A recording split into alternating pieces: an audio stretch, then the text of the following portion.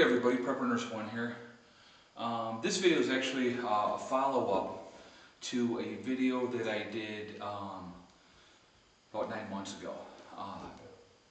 And that video that I did was I Hate Autism. So what we're going to do today, I want to talk to you guys about autism. When I made that video, first of all, I was highly stressed, sick, and I've gotten a lot of comments from kids with autism thinking that I hate autistic people and all this, and it's not the case at all. I just want to clear up, so one of the kids said, well, maybe he needed something. Well, at that particular time, what Eddie would do, anywhere from 2 to 8 times a night, he would call me through the night, okay? Didn't want anything. He was just scared or whatever, and he would wake up and he would call me. It was a cycle that he was in at that point in time. Thank goodness he's beyond that and he doesn't do that anymore. He sleeps through the night, we have no issues. I mean, he may get up to go to the bathroom, but that's about it. Okay, so it wasn't about that he needed anything. It was, I think, an insecurity thing at the time, and that's why that happened. So, but I want to talk about autism with you guys, and it's funny, only people that really truly understand about autism, and not just the autistic people that have it themselves, because they really don't grasp the full concept of it, I don't think, a lot of times. I mean, your Asperger's people maybe, but the spectrum is so broad. You can go from a kid that wears a helmet, bangs his head out against the wall and doesn't speak, to your Asperger's kids, I mean, which are brilliant, brilliant people, okay? So it's like all over the place. And really the only people that get it are people that either have a child with autism, are living with it on a daily basis, or have raised their children that have autism. They get it. Now, I have a friend that I speak with quite a bit on here, Reese and his wife Jennifer, and he's raising his autistic son, and she is as well, obviously. But when I speak with him, he gets it because he's living it, just like I'm living it every day. And he has said to me on numerous occasions, now he has his son on medication. He has said to me several times, he goes, I don't know how you do it without your son on medication. And I'm not a real big advocate for medication, I'll be honest with you.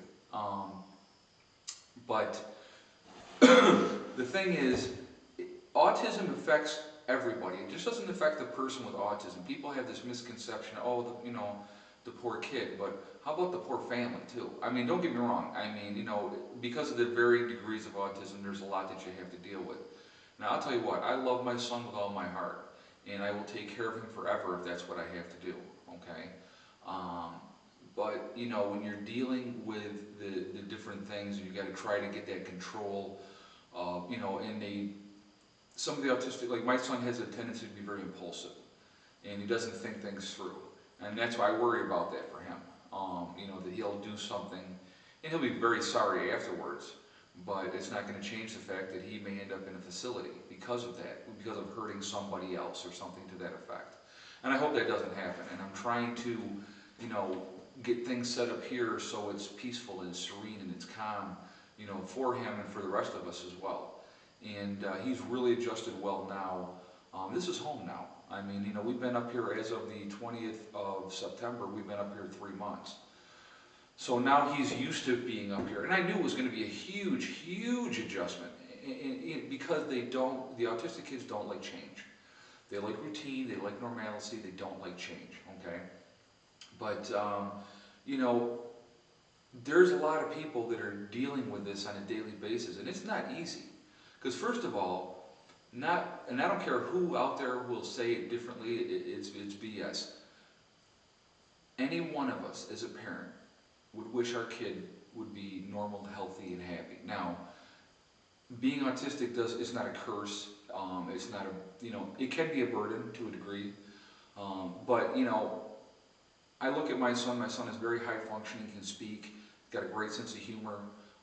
He does have his issues, obviously, being autistic, but would I wish that he was quote-unquote normal, if you will? Yeah, because he'd have a better chance in life. That's what I mean by that. Because here's the thing, this is the way I look at it, okay? I'll take care of my son as long as I'm alive. As long as I'm here, I'll take care of my son. But what happens when I'm gone? What happens then? You know, is it his sisters or his other brother's responsibility to step up and take care of their brother? You know, I would hope that one of them would. I'll be honest with you, that's my hope, that one of them will. I don't know if they will. Now, I don't know where Eddie's going to end up as far as, you know, is he going to become calmer as he matures? Is he going to be able to hold a regular job? I don't know any of those answers right now, to be honest with you. I don't know. I hope so. I would love to see him be able to get married and have children. I would love that. That would be awesome. Okay. Will it happen? I don't know. I really honestly do not know. But, you know, we deal with it on a day-to-day basis. That's how I deal with it, on a day-to-day basis. And, you know, he's been doing fantastic. You know, he's had some issues with school.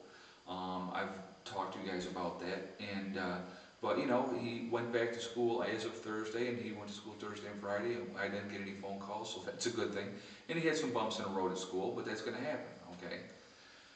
So it's just, but anybody out there that has an autistic child, you know what I'm talking about. You know, the biggest concern that we have is for our children, and the love that we have for our children, being autistic or quote-unquote normal, okay? It's all about them.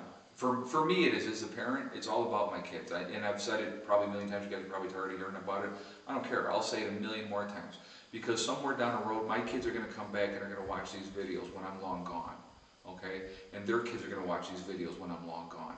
And they're going to be like, that was my grandpa, or that was my dad, you know? And it's like, this is for them. This is like a whole documentary for them. But, you know, it's like, the love that I have for my children, I can't even begin to explain that. You know, and unless you have children and you feel that same way, then you understand what I mean. But some people, they walk out on their kids and I don't get it. Like this weekend now, Eddie was supposed to go to his mom's this weekend, and she called me on Friday and blew him off for the weekend. How do you do that? I mean, you're only seeing your kid 2 days a week. You know what I mean? My daughter wasn't going to go this weekend anyway, because she just goes when she wants to. And like I said, I will not stop them from going. You know, if they don't want to go, I don't make them go. But, you know, and this is the pattern with my ex. She will just, you know, I'm sure she had plans this weekend. I would rather her call me up and say, hey, listen, I have plans for the weekend, I'm not taking them. And I go, okay, whatever, okay? Because she calls me up and she's like, oh, I'm so sick and blah, blah, blah. And I know she's lying, and I don't care. See, here's the bottom line is, I will have my kids full-time all the time. It doesn't make any difference to me. They're my children. I will take care of them. You know, so it's part of the games of dealing with that. But, you know, it's sad, actually, because she's missing out on so much. She really, truly is. But it's, you know, she's in her own little world doing her thing. And I'm not going to sit here and bash my ex, but, you know, I wish she was a better mother. That I will say. I wish she was, for my kids' sake. Not for my sake, I don't give a crap, you know what I mean? I'll keep them all the time. But for my kids' sake, I wish that she was a better mom. And that's all I'm going to say about that. But getting back on topic, you know, you know, and I'm sure I'm going to get bashed by people. You know, the autistic kids will come on here again and, you know, be like, oh, you know, this or that. And here's the thing, you know, in the video I said I believe that the shots cause autism. And you cannot convince me any other way. It's because of the shots, in my opinion, because I seen what it did to my son. My son was a healthy, normal child till 2 years old, and when he got those shots, he turned into somebody else, okay? So there's a connection there somewhere, folks, in my son's case. Now, maybe other cases, you can think whatever you want. I really don't care. I don't care what anybody says. I had these kids coming on the other video, autism doesn't cause the shots, my dad said so. Well, you're 12 freaking years old, and, you know, what the hell does your dad know, okay? What do I know? This is my opinion only. I saw what happened to my child after he received his shots, okay? That's what I know, period, okay? So in my opinion, I believe that the shots cause the autism. You're not born with it. How come all of a sudden there was never, you know, like even when Eddie was born, I'm going to give you guys an example. When Eddie was born, it was 1 in 100 and, I think 215 kids or something like that. Now it's down to like 1 in 68 or 66 or something like that, okay? And 20 odd years ago, there was no such thing as autism. Or not more than 20, I'm sorry, going back quite a ways. It wasn't there. So, you know, is there a connection? Do the research, that's all I'm going to say. A lot of scientists think that there is. Some, you know, in the pharmaceutical, and here's another thing that I want to, you know, address. You can't sue the pharmaceutical companies because of the shots. It's in the writing of it. When you get those shots for your kids, you're basically saying, yes, I will not sue the pharmaceutical company. Why would they have that stipulation in there? It's kind of interesting, I think. But anyway, you know, my son to me is a blessing. You know, he's made me a better man, you know, with having to deal with the autism. And I'll be honest with you, there's days I want to bash my head against the wall. And I'll be honest, that's no lie. But he's my son. And that's the bottom line. And I will take care of him. And, you know, we deal with it. And it's a day-to-day thing.